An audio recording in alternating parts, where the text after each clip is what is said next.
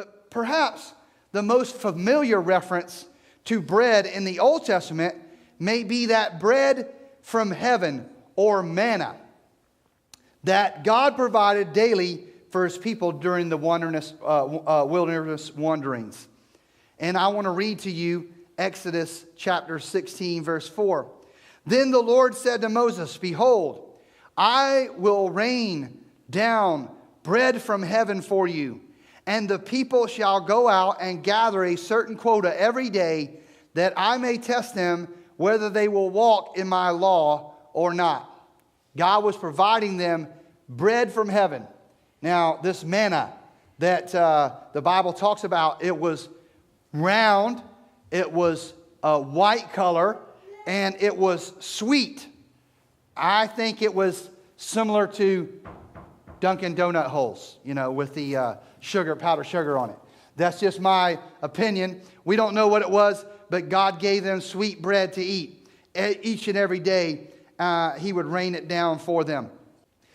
It is not till we get to the New Testament that we see Jesus begin to unfold, or the Jesus story begins to unfold, and that we notice a connection between Jesus and bread. It is so obvious and yet so ignored that Jesus spends a significant amount of his time on earth communicating to his followers that he is the bread. Bread is a staple of most people's diet. It's something that we get used to, but it's also something that we can kind of take for granted. How often do you buy a loaf of bread and you just leave it in the cabinet? Next thing you know, you go to get it out the pantry and your bread has started growing stuff. You know what I mean? It's started its own little science project inside the bag. And you realize, I can't, feed this to my kids, or maybe I can, peel off the edges and get away with it for just a day, right? I mean, it won't hurt them. Maybe it'll have a little medicinal purpose. I mean, all of you have done that. Don't look at me like you haven't, but you know what I'm talking about. You throw away that bread because you've taken it for granted. You've left it alone. Friends, bread, although it is an important part of our physical life, eternal life and life after death, the bread of life is even more important. I want you to notice a few things that Jesus says about this bread of life that offers eternal life. It's offered freely. Jesus points out, he said, "I'm coming to give you this gift, give you this eternal life." It's a gift.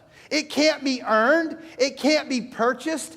And that gift is something that only can be accepted. Listen, "For by grace are you saved through faith, and that not of yourselves.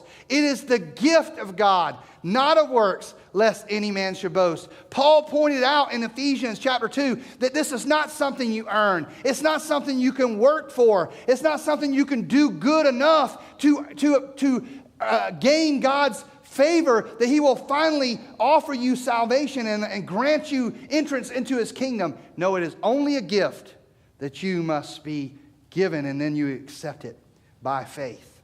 It is accepted by faith. Jesus said in verse 35, "I am the bread of life. He who comes to me shall never hunger." You come to God and you accept it. You got to believe it is Jesus who can give you for that which your soul is longing for. That one thing that you need. When so much of our labors of life are trying to produce this other kind of bread, this physical bread, right? Whether it be bread that goes in our pocketbooks or our wallets, or bread that goes in our bank, or bread that goes in our cabinets, whether it be that kind of bread that we work so hard to produce, may we take a few moments of our day every day and spend a little time with the bread of life. That which supplies us eternal life, right? That which satisfies us in daily life, and that which sustains us for future life.